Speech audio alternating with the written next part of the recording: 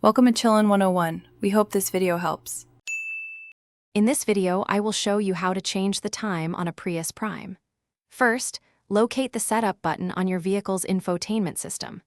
This button is typically found on the main screen or as a physical button near the display. Once you've pressed Setup, a new menu will appear, and you'll want to select the clock option to begin adjusting your time settings. Next, you'll see options for your time zone and daylight saving time.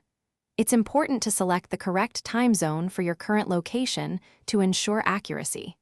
If your region observes daylight saving time, make sure to toggle this setting on or off appropriately. This step helps prevent the need for frequent manual adjustments throughout the year, keeping your clock precise. Now, if you need to fine-tune the time, you can manually adjust the hours and minutes. Use the plus and minus buttons displayed on the screen to set the exact hour.